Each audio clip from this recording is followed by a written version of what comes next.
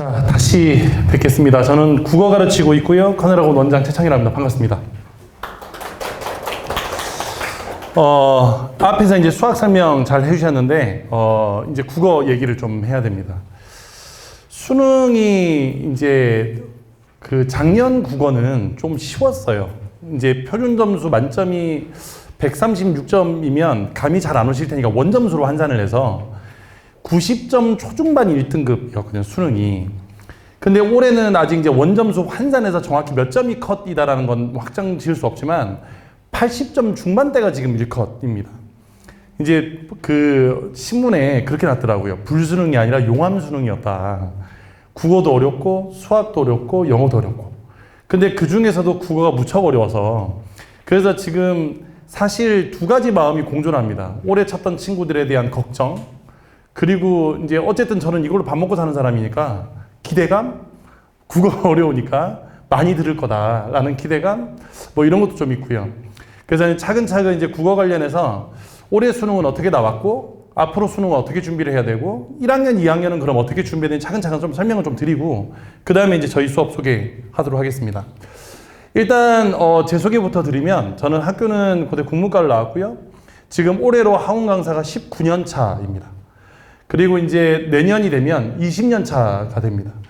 이제 학원 강사를 조금 일찍 시작하긴 했는데 지금 현재는 대치동에서 현장 강의를 진행하고 있고요. 뭐 아주 공교롭게도 이게 운이 좋았던 건지 지금 대치동에서는 초반에는 인원이 많지 않은데 이게 후반 되면 항상 모든 반들이 다 마감을 합니다. 그래서 대치동에서는 이제 후반 마감 강사라고 불리거든요. 초반에는 다들 인강 강사 찾아갔다가 다 이제 그 후반 되면 다 저 찾아와서 그래서 후반에는 항상 마감을 하고 있고 여기 지금 커넬학원에서는 고등학교 3학년을 지금 현재 제가 지금 가르치고 있습니다. 그러면 이제 요 국어 관련해서 이제 말씀 좀 드리겠습니다. 숫자가 몇 개가 나와서 제가 거기 그 유인물에다가 다 넣어놓긴 했거든요. 이게 잘 안 보이실 것 같아서 글자도 키우고 했는데 이 숫자가 좀 작죠? 이제 거기 보면 나옵니다. 지금 요게 어제 나온 결과치입니다. 예상치가 아니라 어제 나온 결과치. 그 점수를 먼저 보여드리는 이유는 국어가 얼만큼 어려운 날을 좀 보여드리려고 숫자를 보여드렸는데 화법가장문을 100점 맞은 친구와 언어와 매체가 100점을 맞은 친구는 표준 점수하고 점수가 달라요. 이제 요거는 제가 이따가 설명을 드릴 겁니다. 왜 다른지는. 언어와 매체를 100점 맞은 친구를 표준 점수로 환산을 하면, 왜냐하면 지금 대학은 원점수로 가지 않습니다. 표준 점수와 등급 컷 그리고 100분위로 대학을 갑니다. 그래서 지금 표준 점수가 중요한데 이 표준 점수가 100점을 맞으면 150점이 나옵니다. 수학을 다 맞으면 148점이 나옵니다. 수학보다 2점이 높죠. 2점이면 과가 3개 바뀌거든요. 그래서 이번 국어가 어려웠다. 그래서 지금 1등급 컷은 예상적으로, 이게 왜 예상 원점수라고 지금 적어놨냐면 똑같은 84점이 나와도 언어와 매체를 1등급이 나오기도 하고 2등급이 나오기도 합니다. 이게 왜 그러냐면 점수 환산체이기 때문에 그런데 예를 들어서 공통 과목을 더 맞았냐 선택 과목을 더 맞았냐에 따라서 점수를 환산하면 똑같은 원점수 84점도 표준 점수가 달라져요. 이제 요건 이따가 제가 설명을 드릴 거예요. 그런데 결국 지금 1컷은 현재 133점이 나오면 1컷이 되는데 이게 133점이 작년 만점 점수예요. 작년 국어를 다 맞으면 이쯤 되는 거예요. 근데 올해 국어를 다 맞으면 이쯤 되는 겁니다. 그래서 국어가 올해 90점만 넘어가면 사실 문과든 이과든 서울권에 있는 대학들은 한번 노려볼 수 있다. 국어가 어려워서. 그래서 옆에 제가 지금 신문기사들을 쭉 뽑아왔어요. 이게 이제 수능 당일날. 그날 이제 학생들이 이제 수능을 어렵게 느꼈다고 했는데 그 중에서도 국어 체감 난이도가 가장 높았다 그랬거든요. 그러니까 아까 이제 우리 박현민 선생님이 얘기했던 것처럼 1교시고 아침부터 시험을 시작되다 보니까 이 국어가 어려우면 어쨌든 하루 종일 전반적으로 다 어려워요. 애들이 국어 시험을 보고 나면 이제 느낌이 오거든요. 아, 재수인가 보다. 엄마한테 얘기해서 학원 알아봐야 되겠다. 실제로 국어가 어려운 당일날 오면 애들이 다 그 얘기해요. 1교시 끝나고 직감했다고. 그래야 다행히 이제 1교시가 시험이 엄청 어려웠는데 막상 나서 등컷 까보고 난 다음에 이제 안심하는 친구들. 항상 90점 넣었다가 85점 나왔어요. 그런 친구 있었거든요. 예전에. 한 친구 예를 들자면 제가 이제 다른 지역에 가르치는 친구인데 이 친구는 논술 전형을 6논술을 썼어요. 수시로. 가장 중요한 건 국어가 1등급이 나와야 됩니다. 수학을 버린 친구라. 그러니까 몇 과목만 골라서 등급컷을 맞아야 되는데 지금 수학을 버려놓은 상태라서 국어가 물러설 길이 없었어요. 딱 나왔는데 점수가 채점을 했더니 84점이라고 울면서 전화 온 거예요. 그래서 너 그러지 말고 빨리 와서 논술 파이널 하자. 선생님 지금 EBS 봤더니 1컷이 86이라는데 어차피 저 안 되는 거 아니에요? 국어가 1등급 안 나오면 의미가 없어요. 그래서 사람이 어떻게 될지 모르고 지금 이번 시험 생각보다 아이들 어려웠다고 하더라. 드는 것이 더 내려갈 수 있다. 그랬더니 이제 이 아이가 그래도 저는 그냥 돈 갖다 바치는 일을 하지 않을 거예요. 어차피 가봐야 학교 탐방밖에 안 될 텐데 그냥 저는 집에서 쉴래 울면서. 그리고 이제 일주일 뒤에 다음 주 수능 그 논술 시험도 다 안 갔어요. 그리고 이제 성적표 나온 날 1컷은 84였습니다. 그래서 얘는 개수했죠. 왜냐하면 6논술을 다 이제 말았으니까 정신을 쓸 수가 없잖아요. 수학을 버린 상태니까. 그래서 내가 걔한테 그랬어요. 내가 오라고 하지 않았니? 어떻게 될지 모르니까 오라고 하지 않았니? 그런 경우도 있었어요. 그래서 여기는 이 국어가 올해 전반적으로 시험이 다 어렵게 출제가 되었다. 그런데 문제는 여기서 이제 한계 있습니다. 지금 여기 제가 신문기사에도 지금 적어놨지만 이게 킬러를 배제한 거예요. 평가원은 지금 이 시험에 대해서 매우 만족하고 있을 겁니다. 킬러를 배제한다고 했는데 등급컷을 저렇게 만들어 놨으니 정시는 분명히 변별력이 있을 거고 그러면 대학도 불만이 없을 거고 충분히 가능하다.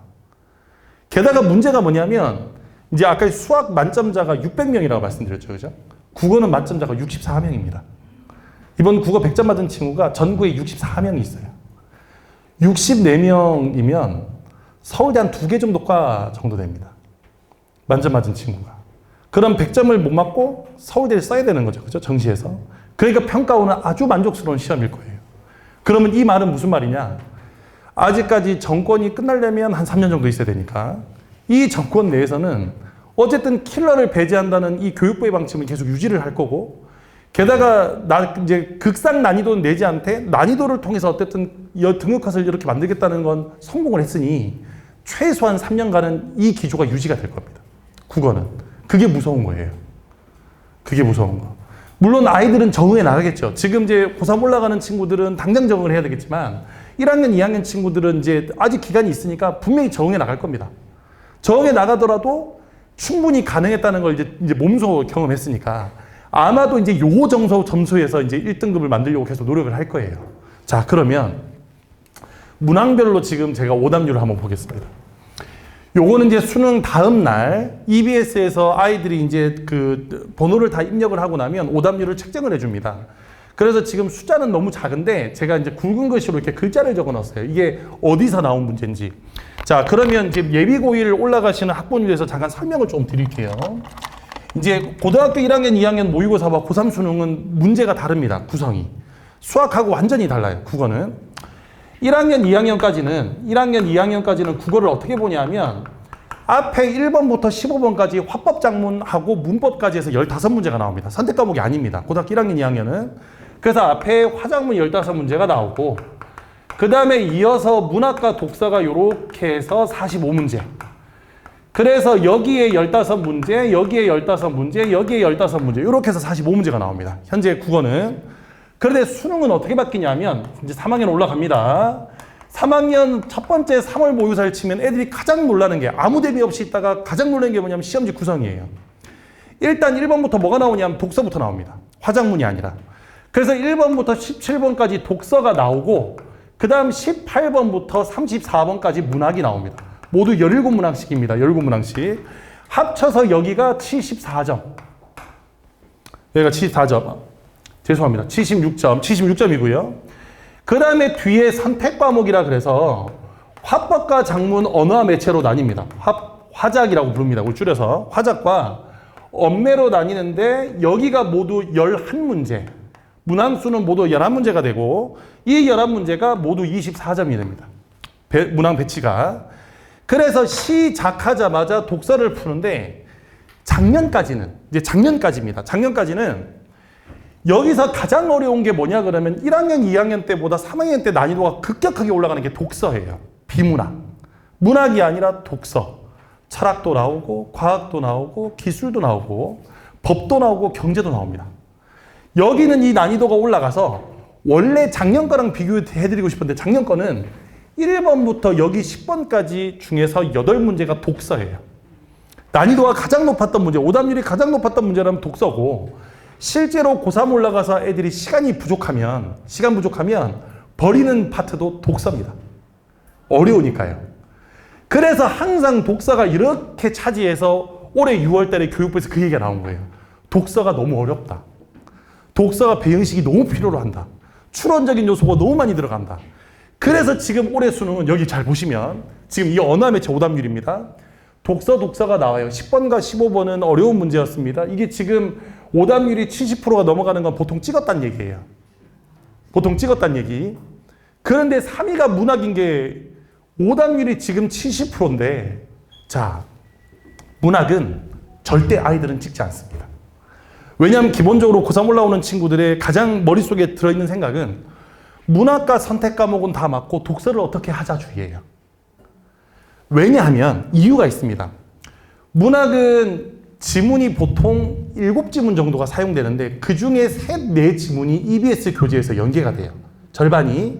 그런데 독서 연계와 문학 연계가 다른 점은 독서는 지문이 있으면 그 지문을 그대로 내신처럼 옮겨와서 문제를 출제하는 게 아니라 소재만 갖고 와서 지문을 다시 구성합니다.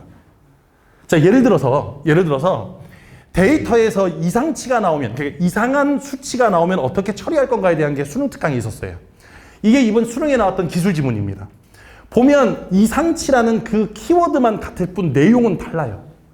그렇기 때문에 이 독서 부분은 연계 공부를 한다고 해도 아무래도 실전 가서 연계빨을 우리가 보통 학생은 연계빨이라고 하는데 연계빨을 느끼기가 쉽지가 않습니다. 왜? 어차피 글은 바뀌어 있으니까. 하지만 문학은 이미 문학 작가가 30년 전, 40년 전, 50년 전 써놓은 작품이라 출제자가 함부로 바꿀 수가 없습니다. 그 말은 무슨 말이냐면 연계가 되어 있는 지문이 그대로 나오는 거예요. 그러니까 아이들은 문학의 절반은 이미 내가 수능 특강이나 수능 완성을 통해서 봤던 지문, 그러니까 자신 있겠죠. 내가 봤던 거니까. 그래서 기본적으로 문학하고 여기는 이 선택 과목을 다 맞고 시간에 따라서 독서에서 필요한 부분만 맞추자 해서 원래 독서가 항상 오답률 위에 1번부터 5위까지 가야 되는데 문학이 이만큼 된 거예요. 제가 작년에 여기 커넬학원에 설명을 할 때도, 그 다음에 올해 제가 대치동에서 수많은 설명을 할 때도 어머님들한테 그런 얘기를 드렸습니다. 언젠간 문학 난이도 올릴 거다. 독서가 상대적으로 어렵기 때문에 이게 불만이라는 걸 잘 알아요. 평가원도. 언젠간 문학 난이도를 올릴 건데 이 연계라는 것 때문에 못 올리고 있었던 걸 어떤 식으로도 올릴 거다. 지금 올해 수능이 그런 수능입니다. 그래서 1학년 때부터 2학년, 3학년 올라갈 때 여기서 독서도 독서지만 문학에 대한 대비도 조금 필요하다. 이따가 제가 뒤에서 말씀드릴 겁니다. 그 다음에 보시면 4위가 언어예요. 이게 문법입니다. 문법. 문법 문제가 지금 4위예요. 그러니까 다시 바꿔 얘기하면 애들이 만만하게 생각했던 문학과 선택 과목의 난이도를 높이는 바람에 이번 수능이 이 난리가 난 겁니다. 예, 독서는 원래 어려운데 심지어 문학하고 선택 과목까지 올려놨습니다.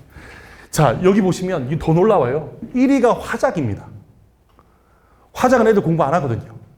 철수하고 영희하고 대화 나누는 거 나오니까 그냥 보고 시험장 가서 풀어요. 그랬다가 큰 코 다쳤죠. 화작이 1위니까 독서보다도 더 높습니다, 지금. 화작이 심지어 이 10위권 안에 2문제나 들어있어요.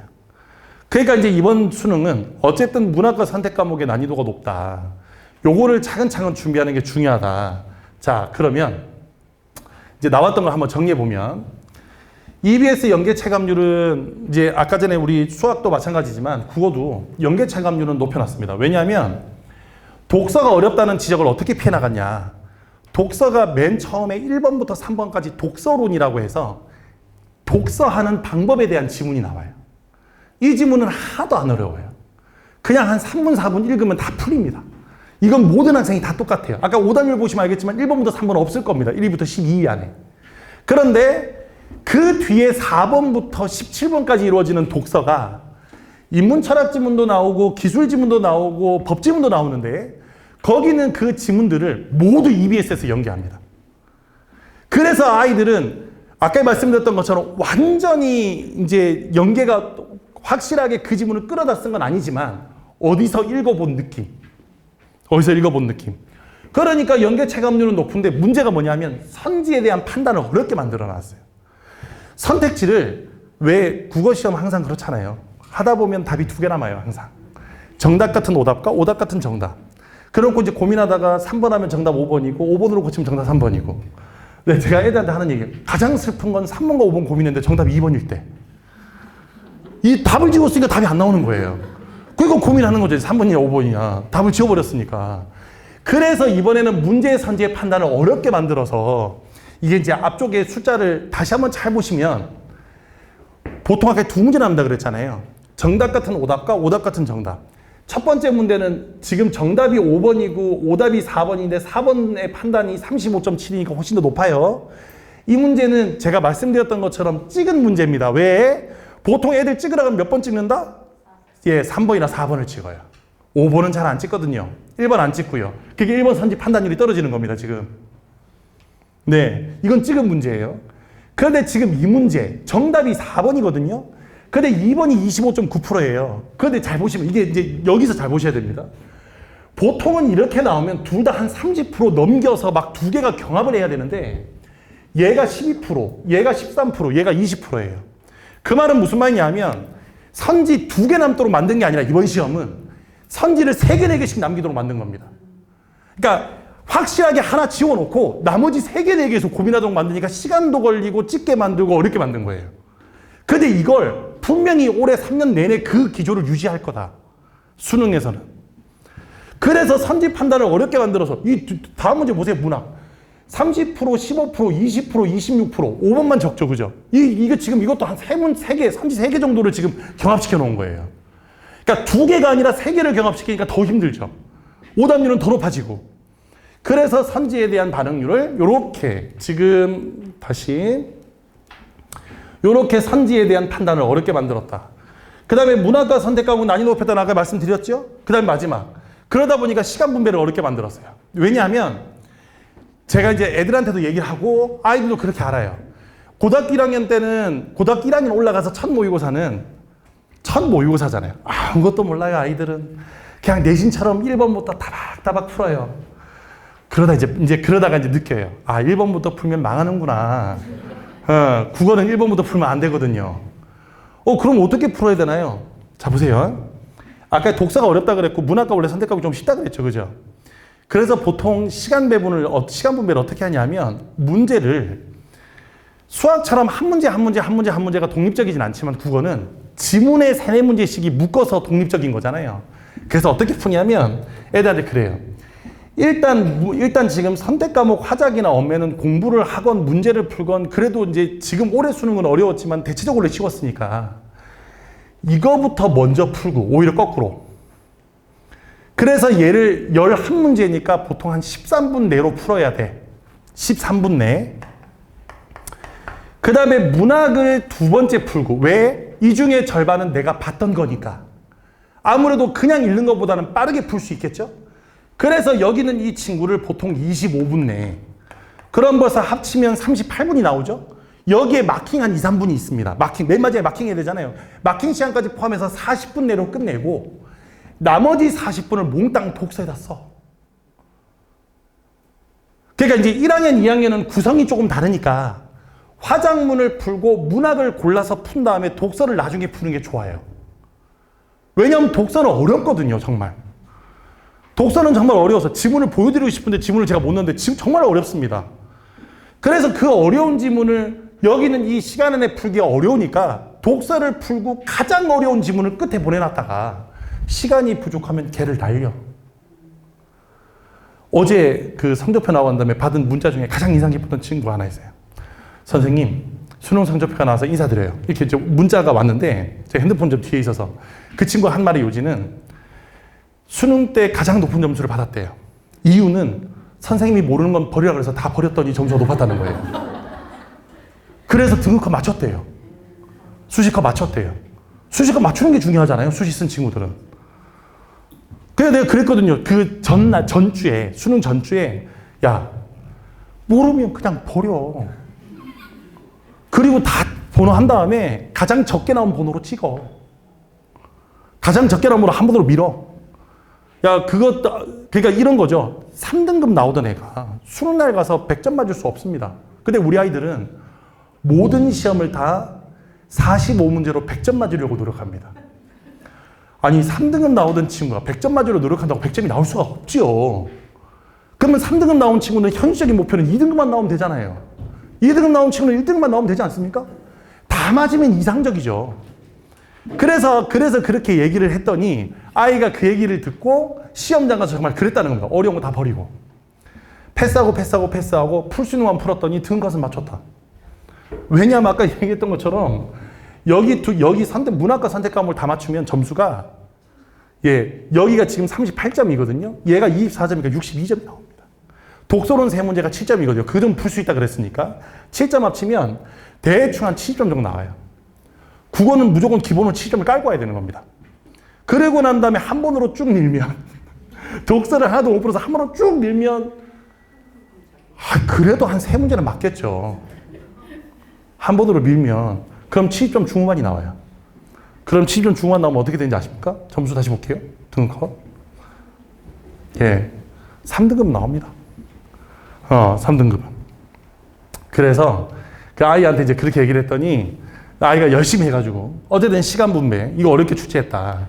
자, 그 다음에 그러면 이제 올해 수능 이후의 수능들을 어떻게 준비할 건가? 제가 이제 먼저 이제 요 선택 과목 얘기를 좀 드릴게요. 이제 이건 예비고일 어머님들 잘 들으셔야 됩니다. 왜냐하면 지금 당장 선택 과목이 이게 폐지가 되지 않을 거기 때문에 미리미리 고민을 시작하셔야 돼요. 미리미리 고민을 시작하셔야 됩니다. 일단 화법과 작문은 내용이 뭐냐면 말 그대로 말하고 듣고 쓰는 거예요. 그래서 이제 첫 번째 문제는 이제 선생님이 나와서 학생들을 대상으로 강연하는 게 보통 첫 문제로 나와요. 두 번째 문제는 학생들끼리 토론 나눠서 글 쓰는 겁니다. 마지막은 쓴 글을 가지고 평가하는 거예요. 그렇기 때문에 문제 유형이 35번부터 45번까지 정해져 있고 나오는 유형도 정해져 있고 안에 들어가는 대화의 내용만 달라질 뿐 문제 생긴 모양도 같아요. 그래서 얘는 사실 공부할 내용도 많지 않고 쉽게 할 수 있습니다. 그러다 보니 학습 부담이 적어요. 얘는 수능 한 달 남겨놓고 한 달 동안 내내 풀어도 충분히 대비돼요.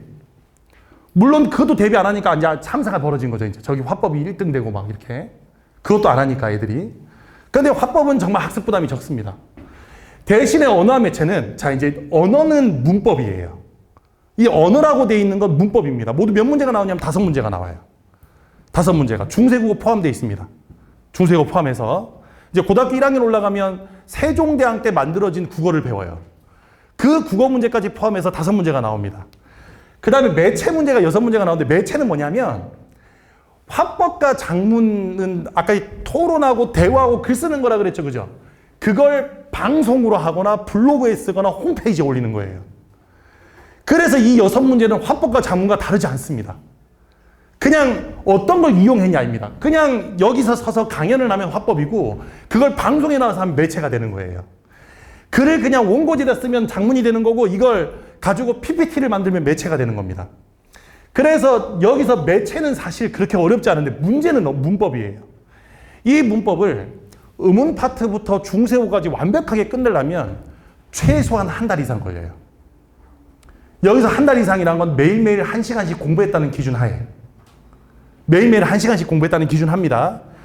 보통 이제 일반적으로 인강에서 그 문법 강의를 하면 보통 한 25강에서 30강 정도 돼요. 1시간씩 강의가 25강에서 30강 정도. 왜냐하면 나오는 게 기본 문법만 나오는 게 아니라 응용 문법에다가 실제로 아이들이 모를 만한 낯선 문법 요소까지 나오기 때문에 실제로 아이들은 대비를 많이 해야 됩니다. 그래서 얘는 학습 부담이 많아요. 대신 문법은 화법과 작문에 비해서 시간을 줄일 수 있는 여지가 있어요. 왜냐하면 문법은 정해진 범위잖아요. 화법과 작문은 무슨 대화가 나올지 어떤 토론이 나올지 모르지만 문법은 정해져 있잖아요. 그러니까 예를 들면 그런 겁니다. 제가 애들한테 항상 하는 말. 야, 나 언어 문제 5문제 풀 때 몇 분 걸리는지 알아? 선생님 몇 분 걸려요? 그래요. 나 2분도 안 걸려. 에? 그래. 그래서 2분도 안 걸려. 에? 정말 2분도 안 걸려요? 2분도 안 걸려. 왜요? 얘들아, 20년 동안 아파트 단지에서 손만두를 빚어 팔아도 지금 이제 한국 가서 20년 됐다 그랬잖아요. 생활의 달인에 나와. 막 안대 감고 막 이렇게 막 빚어도 똑같은 그람수로 막 밀가루 분배하고 막 그래. 야, 20년 동안 문법을 했는데 야, 문법을 2분도 걸린 건 사치야, 사치. 제가 그러거든요. 그러니까 그래서 이건 사실은 하는 것만큼 시간이 줄어요. 그런데 제가 고3 애들이나 우리 재수생한테 하는 말, 그런데 시간 단축에 유리하다고는 얘기하지만 이거 차이가 1분, 2분밖에 차이 안 난다. 기껏 해봐야. 문항수는 같으니까. 1분, 2분 차이 난다. 그래서 시간 단축에 유리하다는 말이 되게 매력적이지만 실제로 들여다보면 그리 매력이 있지는 않다. 약간의 어떤 대신 이 시간 단축에 유리하려면 문법에 들이는 시간이 더 많아야 됩니다. 그러다 보니 당연히 이제 아까 이제 표준 점수 146점, 150점 왜 그렇게 나오냐 하면 이렇게 되는 거예요. 갑자기 이제 입시 교실이 돼가는데 표준 점수 환산법입니다. 아까 제가 말씀드렸던 국어는 공통 과목이 76점, 그 다음에 선택 과목이 24점인데, 자, 이 원점수를 어떻게 표준 점수로 환산하냐. 아까 말씀드렸던 것처럼 나중에 수능 정시에 쓰려면 원점수는 중요하지 않아요. 올해 그 뉴스 보셨죠? 전과목 만점자가 지금 전국에 딱 한 명 있어요, 이번 수능이. 유뭐라는 여자인데, 시대인재를 다녔다는. 그 친구가 전과목 만점입니다. 근데 그 친구가 수석이 아니에요. 네, 표준 점수로는 그 친구 말고 하나 틀린 친구가 더 높아요. 이유가 왜 그러냐면 차이가 다른 거 다 똑같은데 선택 과목의 차이가 납니다. 그러니까 그 여자아이는 생지를 원 과목을 했고요. 생명과학원, 지구과학원을 했고 그 표준 점수 만점인 친구는 화투, 생투를 했어요. 투 과목을 하니까 표준 점수 차이가 몇 점이 나냐 하면 15점인가 차이 나요. 네. 15점인가가 차이가 나요. 그러니까 그 말은 무슨 말이냐면 그 만점 맞은 친구보다 거기서 지금 표준 점수가 높았던 친구가 대학을 더 잘 갈 겁니다. 표준 점수가 중요하기 때문에. 그래서 원점수는 중요하지 않아요. 표준 점수가 중요합니다. 자, 이제 이걸 먼저 전제로 깔고 그러면 얘를 표준 점수를 어떻게 만드냐? 그 수학 시간에 배우는 표준 편차라는 게 있습니다. 평균을 가지고. 그러니까 시험이 어려우면 평균이 낮아지니까 편차가 이렇게 분산도가 넓어지겠죠. 그럼 표준 편차가 올라갑니다. 그래서 여기는 이 친구를 평균에 의해서 표준 편차를 계산을 해요. 그래서 나오는 게 표준 점수입니다. 그런데 이 공통 과목은 국어를 선택한 46만 명 모든 아이들의 성적을 가지고 평균을 내는 거예요. 근데 이 친구는 이 선택 과목은 선택한 집단의 평균을 이용하는 거예요. 자, 집단의 평균을 이용하는 겁니다. 즉 화법과 작문을 선택한 아이들은 따로 표준 점수를, 언어 매체는 따로. 자, 그런데 이따가 제가 요 뒷장에서 말씀드릴 거거든요. 언어 매체를 선택하는 친구들이 주로 누냐? 이과 상위권 친구들이에요. 왜 그러냐면 얘기했지만 문법을 공부하려면 시간이 필요하죠. 근데 그 시간은 수학으로 만들어야 되거든요. 수학 공부를 조금만 해대면 문법하기가 편해져요. 그래서 이과 상위권 친구들이 언어 매체를 많이 합니다. 그렇기 때문에 여기 있는 이 선택 과목 중에서 언어 매체의 평균이 당연히 화법과 작문보다 높아요. 높으니까 당연히 표준 편차가 높아지겠죠. 그래서 집단의 평균으로 표준 점수를 내는데 뭐 여기에 원래 과정에 보면 무슨 뭐 원점수를 이렇게 바꿔주는 뭐 식에다가 되게 복잡한 식이라는데 그냥 간단히 말씀드리면 집단의 평균으로 표준 점수를 만들어내는데 아무래도 화작을 하는 친구보다는 언매를 하는 친구의 성적이 높으니 표준 점수가 더 높게 나와요. 그래서 몇 점 차이 나냐면 보통 2점에서 4점 정도가 차이 납니다. 한두 문제. 그래서 언어 매체를 하는 친구가 똑같은 100점이라고 보면 보통 한 4점 정도가 높아요.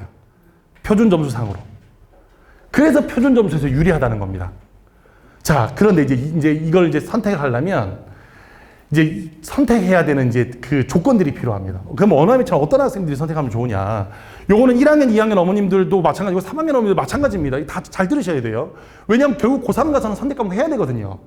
그러니까 1학년, 2학년 때는 지금 국어는 1학년, 2학년 때부터 뭘 할 건 없지만 어쨌든 이거 선택 과목을 3학년 가서는 선택을 해야 되니까 조금 더 유리한 걸 선택을 해야 되냐. 컷을 맞추든 표준 점수가 나오든. 첫 번째, 만점이 목표인 학생은 무조건 언어 매체를 해야 됩니다. 이건 무슨 말씀인지 알겠죠? 그죠?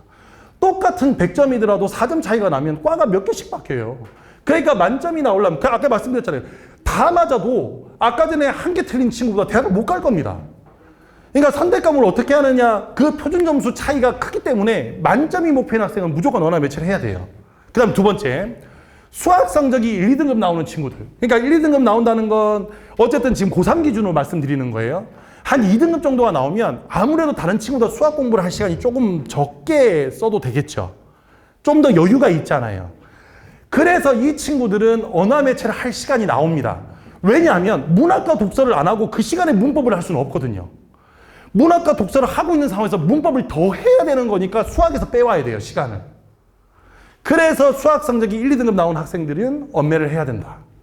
그럼 충분히 할 수 있다. 시간이 되기 때문에. 그 다음에 세 번째가 이제 1학년 올라가면 이제 우리 예비고일 어머니들 많으시니까 이제 예비고일 올라가면 내신은 둘 중에 하나입니다. 문학 아닌 문법일 거예요. 학교에서 계속. 그래서 문학과 문법을 주로 계속 시험을 볼 건데 시험 볼 때마다 문학에 대한 어려움이 없어야. 그러니까 예를 들면 그런 친구 있었습니다. 재작년 친구예요. 대치동에서 가는 친구입니다. 이 친구는 선택 과목이 화작이었어요. 그런데 이감 모의고사라고 들어보셨을까요? 이감 모의고사? 이게 이제 고등학교 진학을 해서 다니고 있는 학부모님들은 들어보셨을 것 같은데 지금 이제 첫애가 예비고를 올라가는 어머님들은 처음 들어보셨을 거예요. 이감 모의고사라는 국어 모의고사가 있습니다. 전국에 한 60, 70%가 보는 모의고사예요. 매우 비싸요. 한 회당 13,000원. 그래서 이 모의고사를 저희도 지금 쓰고 있는데 그 모의고사가 난이도가 아주 높았어요. 근데 그 모의고사를 5번 치면 3번 이상 100점 맞는 친구가 있었어요. 물어봤어요. 야, 너는 근데 왜 화작을 했냐? 언매를 안 하고? 그랬더니 그 아이가 한 말. 첫 번째, 문법이 안 맞대요, 자기한테. 암기하는 거 싫대요. 화작이 훨씬 더 낫대요.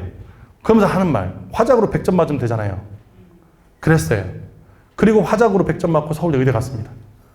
갈 수 있어요. 4점 차를 극복하면 되잖아요. 그러면서 한다는 말이 그 시간에 언어 매체할 시간에 저는 수학해서 점수를 더 높일게요. 그래서 점수 더 높여서 서울대 의대 갔습니다. 그러면 되잖아요. 그죠? 그래서 문법에 대한 어려움이 있으면 이게 아무리 만점에서 표준 점수가 있더라도 과감하게 버려주고 언매해야 됩니다. 화작을 해야 됩니다. 그 다음 고3 내신이 언어 매체를 하는 학생들이 있어요. 자, 예를 들면 여기 지역으로 치자면 한광여고. 한광여고는 1학기 내내 언어 매체만 합니다.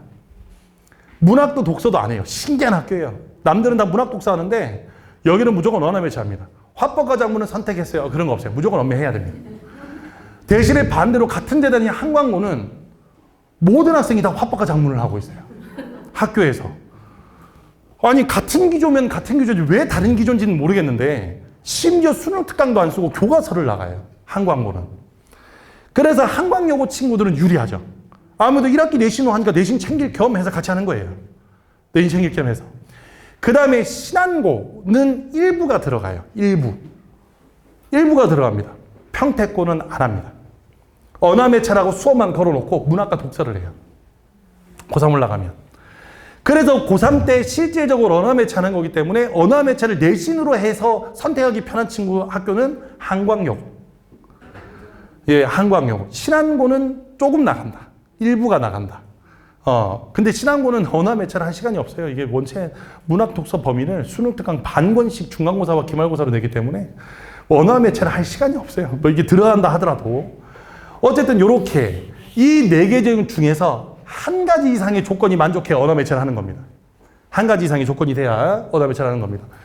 대신에 자 이제 1학년, 2학년 어머님 잘 들으세요. 이제 예비 고1. 지금 이제 1학년 중3. 아직 우리 아이들은 가능성이 많잖아요. 아직 올라갈 수 있는 시간도 많잖아요. 특히 1학년 때 문법을 내신으로 했거나 지금 2학년 올라가는 친구들은 1학년 올라갈 친구는 문법을 할 겁니다. 2학년 때는 안 해요. 2학년 때는 1학기에 모든 학교가 문학을 할 거고 2학기에는 모든 학교가 독서를 할 거예요. 그렇기 때문에 2학년 때는 선택 과목을 하지 않습니다. 2학년 때는 선택 과목 관련 없어요. 2학년은. 하지만 1학년은 지금 문법을 지금 내신으로 했거나 이제 문법을 내신으로 할 거예요. 고등학교 1학년 올라가서. 그래서 아직 가능성이 많기 때문에 문법을 조금 해놓으시면 문법을 1, 2학년 때 조금 해놓으시면 나중에 선택할 때 매우 도움이 됩니다. 뭐 방학 때가 됐든 학기 중이 됐든 조금 해놓으시면. 우리 아이는 문법이 너무 싫대요. 그러면 처음부터 화작 생각하고 가시는 거고요. 그래도 언어와 매체를 하는 게 좀 더 편의점에서 유리하다고 하니, 그러면 언어와 매체를 해야 되겠다? 그러면 지금입니다. 지금 하셔야 됩니다. 이번 겨울에. 그러니까 특히 2학년 올라가는 학부모님들 잘 들으세요. 2학년 올라가면 문학과 독서를 하기 때문에 문법을 건드릴 시간이 없어요. 하지만 모의고사 때는 계속 문법 문제가 나올 거예요. 그러니까 지금 이 겨울에 1학년 때 했던 거 다시 한번 정리할 겸 언어와 매체, 문법을 미리 조금 시켜놓으시면 나중에 3학년에서 선택할 때 매우 도움이 돼요. 나띵이 상태는 안 되니까. 자, 실패한 수능국어 학습의 유형. 그러니까 이거는 이제 제가 써놓은 이유는 결과는 그거예요. 집에서 혼자 공부하면 망한다예요. 그러니까 이제 고3, 특히 고3은 이제 아까 인강 얘기도 나왔지만 인강을 하게 되면 그냥 듣기만 하다 끝나요. 그 국어도 마찬가지고 수학도 마찬가지인데 희한하게 우리 평택 지역은 수능을 여름방학 때 와서 시작을 해요. 미쳐버리겠어요. 와가지고 물어봐요. 너 몇 등급이니? 4등급이요. 4등급 모의고사가? 아니요. 저 내신이요. 왜냐면 내신이 4등급 나왔으니까 갈 데가 없으니까 왔죠. 그럼 모의고사는 몇 등급인데? 말씀드릴 수 없어요. 아, 얘기를 해줘. 내가 알지. 아니, 올릴게요. 어디가 목표인데 서울권이요. 쉽지 않거든요. 기적이 기적. 미라클을 원하고 오는 겁니다. 와가지고 이제 그거 듣는다고 와가지고 모의고사 딱 처음 턱 쳐보고 점수 딱 보고 전화가 와요. 못하겠다. 아니, 못하겠죠. 해본 적이 없으니까. 그래서 야, 너 어떻게 했냐? 너 공부를 지금까지 어떻게 했냐? 대부분 다 인강 들었어요. 내신 준비하면서 틈틈이 인강 들었대요. 인강은 국어는 특히 이제 수학하고 다르게 수학은 이제 보통 다 들어보셨죠, 그죠? 누구라고? 인강하면 누구 이렇게 듣는데 국어는 이 사람 저 사람 많아요. 하늘 말도 다 틀려요. 근데 그걸 듣고 와가지고 수업하겠다고 와요. 우리 재종반에 가면 제가 재종반에서 항상 특강을 마감하고 있습니다. 선택을 가장 많이 해주셔서 애들이 그래서 물어봐요. 야, 너 인강 든 사람 손 들어봐. 그러면 처음에는 거의 다 들어요. 누구 들어? 누구 들어요. 그래서 제가 재종반 맨 먼저 뭐 하냐면 나의 인강 강사를 소개해 봅시다. 이런 거 해요. 수업 시간에. 너 인강 강사 야 좋은 점 얘기해봐. 그러면 이렇게 좋대요. 야, 그다음 인강 강사는 이게 좋대요. 그러다가 이제 2학기 돼서 자, 다시 인강 강사를 다시 이제 소개해보자. 맞아, 파이널이니까. 해봐. 그러면 다 최창이라 그래요. 인강을 안 듣는 거죠. 그러니까 인강을 들어봐야 의미가 별로 없거든요. 1학년, 2학년은 인강 들을 일 없을 겁니다. 국어는. 수학은 모르겠지만, 국어는 학교별로 내신이 다 다르니까 들을 일 없으시겠지만, 나중에 고3 올라갈 때 아이가 인강 듣는다 그러면 적극적으로 말리셔야 돼요.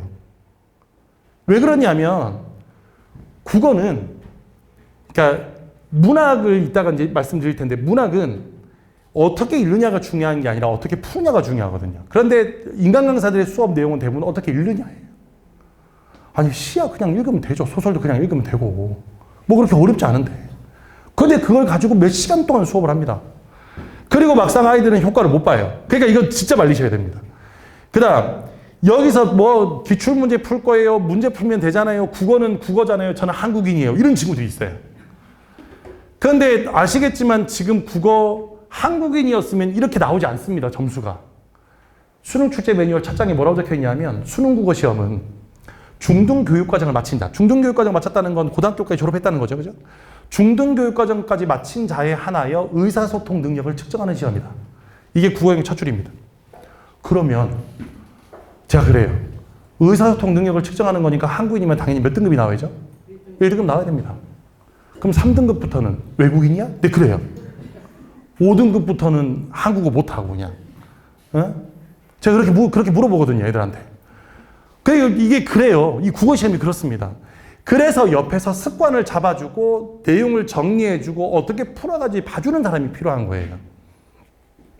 자, 그래서 고3은 이제 고3은 선택 과목 고려한다. 이거는 아까 말씀드렸고 기출문제와 EBS 연계 지문을 당연히 봐야 됩니다. 어차피 고3 올라가면 국어문 둘 중에 하나예요. 기출문제 풀고 EBS 연계 풀고. 국어는 이거밖에 없습니다. 이 두 개가 다예요. 그래서 기출을 어떻게 푸느냐, EBS 연결을 어떻게 하느냐. 특히나 올해부터 문학에 대한 난이도가 올라가기 때문에 문학에 대한 완벽 학습이 필요한데 문학은 지문이 중요한 게 아니라 선택지가 중요해요. 왜냐하면 자, 이게 이제 기본적인 원리입니다. 독서는 아까 말씀드렸던 것처럼 지문이 어렵다고 말씀을 드렸잖아요. 그래서 지금 사실 독서는 읽을 수만 있으면 문제는 풀려요. 읽는 과정이 어려운 거지. 무슨 말씀인지 이해됐습니다. 작년에 나왔던 우리 기출문제 그 과학지문 문제가 뭐냐면 과학지문 문제가 사람에게 약을 어떻게 복용하는 복용량을 어떻게 할 건가에 대한 지문이에요. 여기에 이제 뭐가 나오냐면 표준 편차가 나오고 지금 국어입니다. 지금 국어 지문이에요. 내용이. 그래서 뭐 등껍질과 개의 등껍질이 어떤 비율로 성장해 나가냐 이게 국어 지문이에요. 그러니까 당연히 지문이 어렵죠. 어려우니까 읽는 게 문제지 푸는 건 문제가 안 돼요. 하지만 문학은 반이 연계예요. 다 읽어놓은 작품들이에요. 근데 왜 이렇게 난이도가 높고 왜 이렇게 선택지가 헷갈리냐. 독서는 선지의 내용이 지문에 있어요. 지문이 조금 덜 이해돼도 선지 내용을 지문에서 찾기만 하면 됩니다. 그 찾는 과정이 어려워서 그렇지 찾기만 하면 돼요. 추론? 저는 옛날부터 추론은 없었다고 생각해요. 선지의 내용이 다 지문 안에 있어요. 그걸 못 찾는 거죠. 왜? 이렇게 썼기 때문에. 지문에는 대문자 1라고 써놓고 선지에는 소문자 1라고 써놔서. 이게 우리 국어에서 말하는 추론이에요. 똑같은 거잖아요. 이해이나 이해이나. 생긴 모양이 조금 다른 건지. 용서를 관용으로 바꾸는 정도입니다. 그래서 독서는 지문에서 찾기만 하면 됩니다. 그런데 문학은 고향에 대한 그리움이 나타나 있다. 지문 어디에도 고향에 대해 그립다는 얘기를 한 적이 없어요. 그 말이 고향에 대한 그리움이라는 걸 알아야 되지. 그래서 지문을 읽는 게 문제가 아니라 이 선지가 왜 답이 되는지에 대한 근거가 필요한 겁니다. 그래서 여기는 이 문학에 대한 완벽 학습은 당연히 선지에 대한 분석이 되는데 제가 그래서 우리 친구들은 이 컨에서 듣고 올해 수능을 봤던 친구들, 작년 수능 봤던 친구들은 제가 내내 수업 시간에 뭐 했냐면 작품에 대한 설명 안 해요. 작품은 연계니까 네가 알아서 해라. 지금부터 1번부터 5번까지 왜 답인지 다 알려줄게. 하나하나. 그렇게 정리해서 나가야 됩니다. 그래서 여기는 문학에 대한 완벽 학습이라는 건 선택지에 대한 확인이다. 그러려면 1학년, 2학년 때 이렇게 공부를 해야 돼요.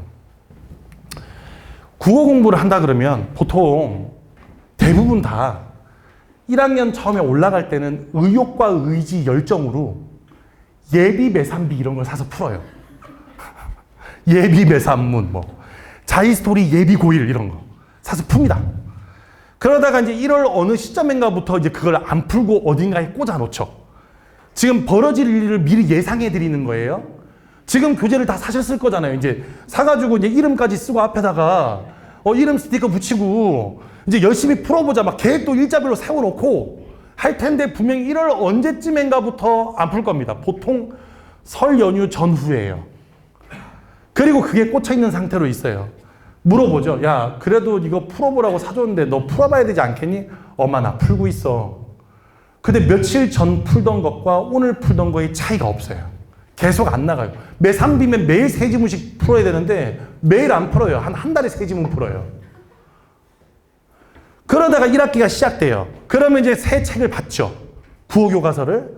그러면서 이제 의지와 열정으로 엄마 일단 내가 내신 준비 열심히 해서 수 있을 거야 나는. 그래서 내신 준비를 시작합니다. 그런데 내신 준비를 시작한다고 말해놓고 국어 공부는 안 해요. 아침부터 밤까지 수학만 해요. 계속 수학만 합니다. 오늘 수학이 잘 풀려 수학하고요. 수학 안 풀려요 수학해요. 오늘 공식이 잘 생각난다 수학하고요. 안 생각나면 인강 들어요. 수학 인강. 그러다 수학하다 잠들어요. 국어는 언제 할 거니? 내일부터요. 다이어트는 내일부터하고 똑같아요. 시작이 안 돼요. 계속. 내일부터 다이어트 하면 되지. 내일부터 국어 공부할 거야. 똑같아요. 그러다가 내신 때가 되면 허겁지겁 해요. 내용 범위 학교마다 조금 차이가 있지만 사실 대치동에 비하면 평택 지역 내신 범위는 그리 많지 않습니다. 한 2, 3주면 다 끝나요. 내신이요. 그러고 난 다음에 수능 준비한다고 이제 5월달 되면 이제 모의고사가 다가오니까 수능 준비한다고 이제 다시 또 꺼내서 몇 개 풀다가 또 말아요. 그리고 모의고사에 두들겨 맞고 그래요. 엄마 일단 모의고사 내가 준비를 많이 안 해서 그런 거니까 여름방학 때 열심히 해가지고 2학기 모의고사는 잘 볼게. 그리고 또 이제 강간무소식이에요. 특히나 아까 말씀드렸던 것처럼 이 내신이라는 게 1학년, 2학년 때는 주로 문학 위주이기 때문에 독서 공부 안 해요. 처음에는 중학교 때 읽었던 독서빨. 애가 책도 좀 좋아했고 독서도 좋아했어. 그리고 1학년, 2학년, 1학년 때 모의고사의 독서는 지문이 쉽거든요. 왜? 이 차이가 있습니다. 고1, 고2 모의고사는 학교 선생님이 내요. 고3은 대학 교수가 내고요. 당연히 난이도가 다르겠죠.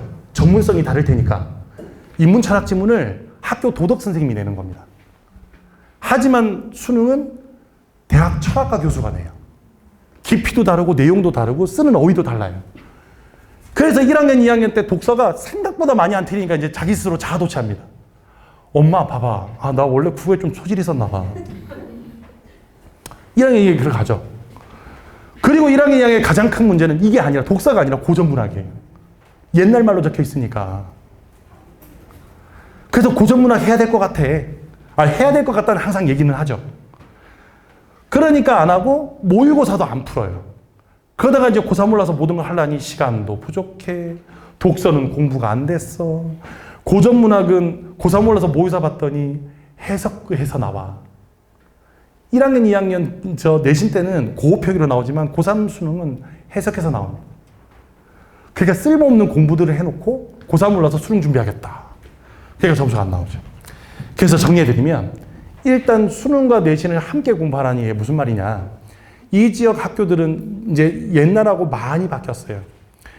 모든 내신이 다 수능식으로 나옵니다. 특히 이제 교과서에 없는 지문들을 활용해서 중간고사와 기말고사를 냅니다.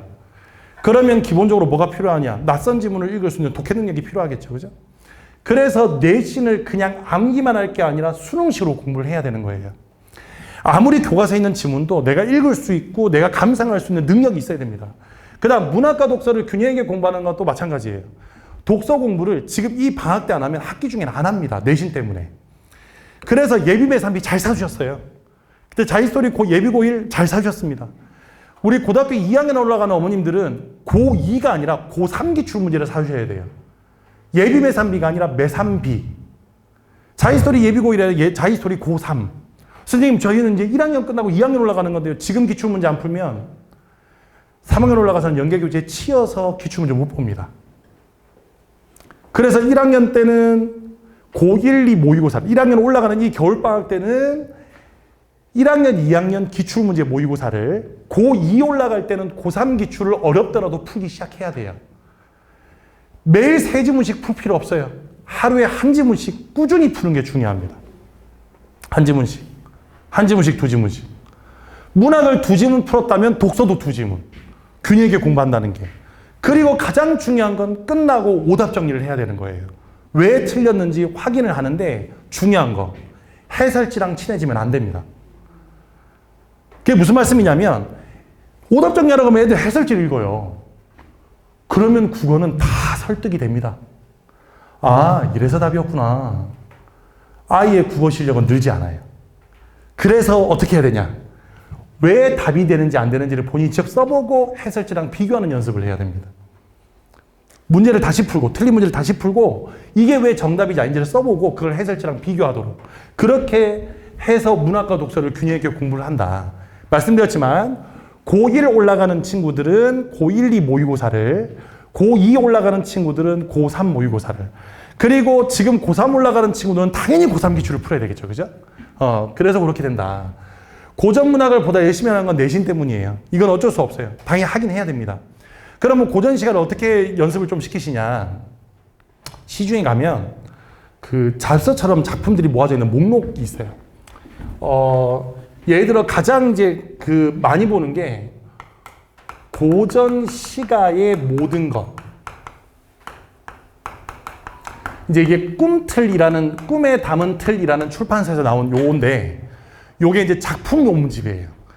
가면 어떻게 되어 있냐면 원문 표기로 되어 있고 옆에 해석이 같이 붙어 있어요.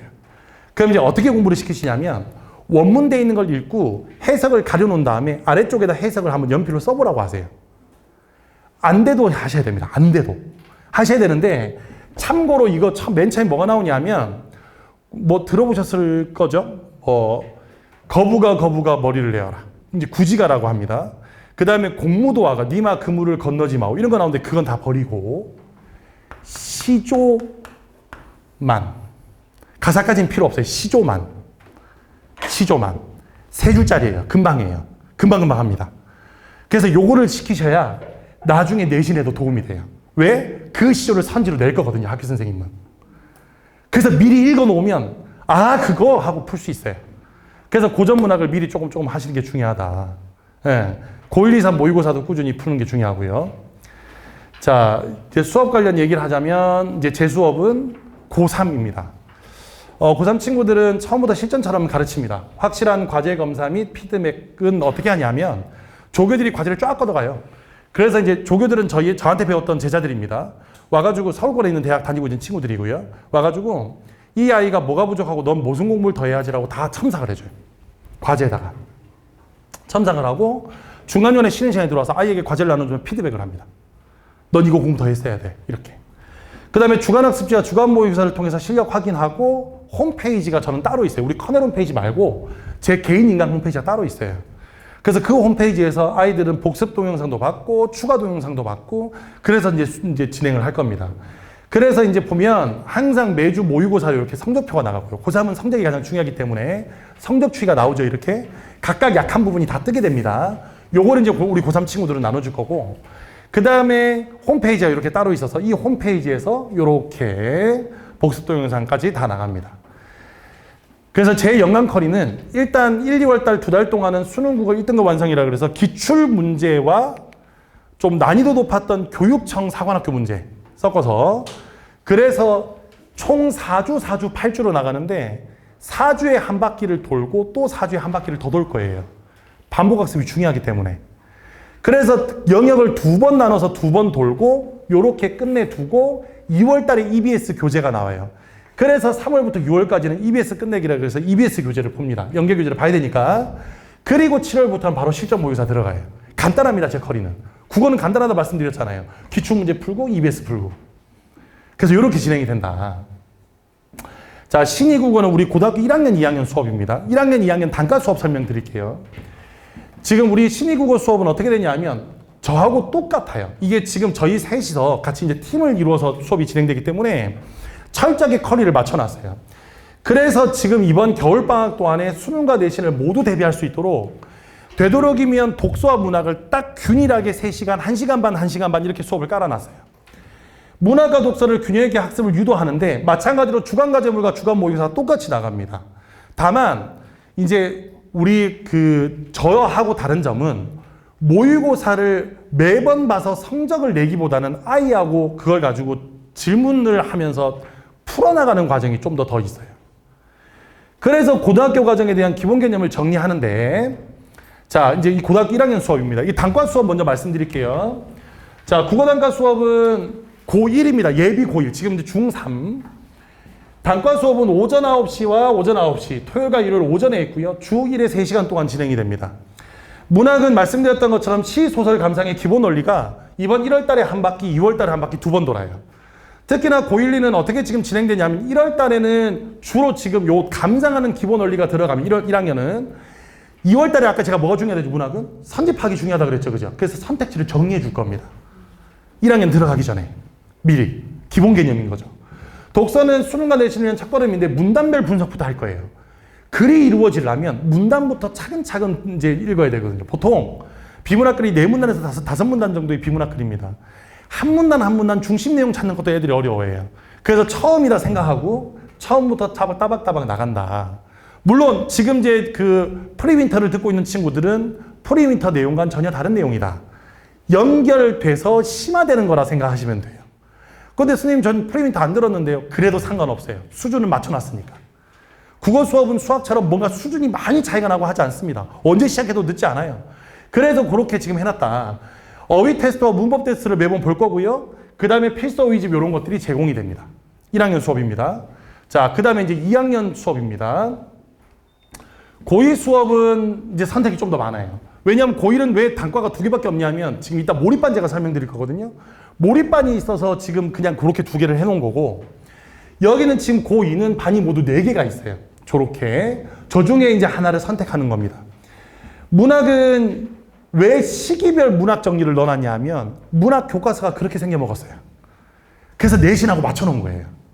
문학 교과서가 그렇게 생겨먹었거든요.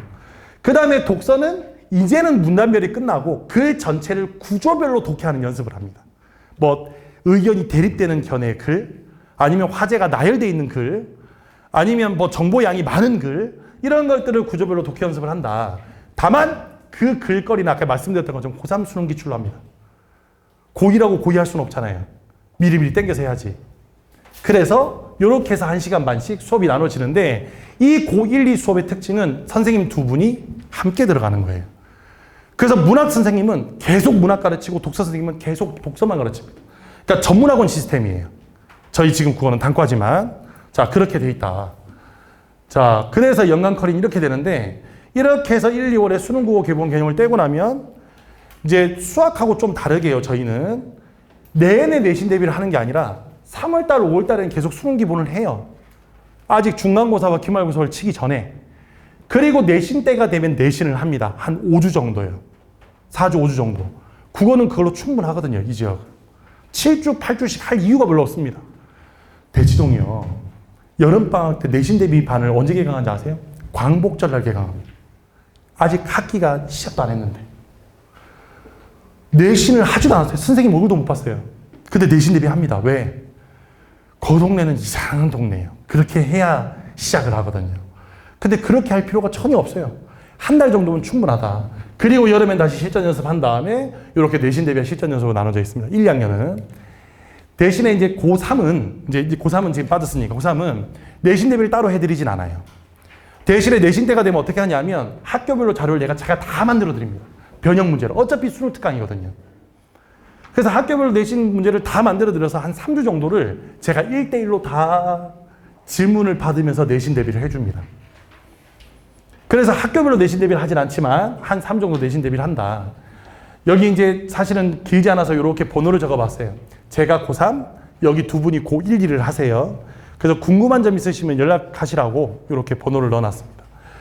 그 다음에 이제 그 뒤에 보시면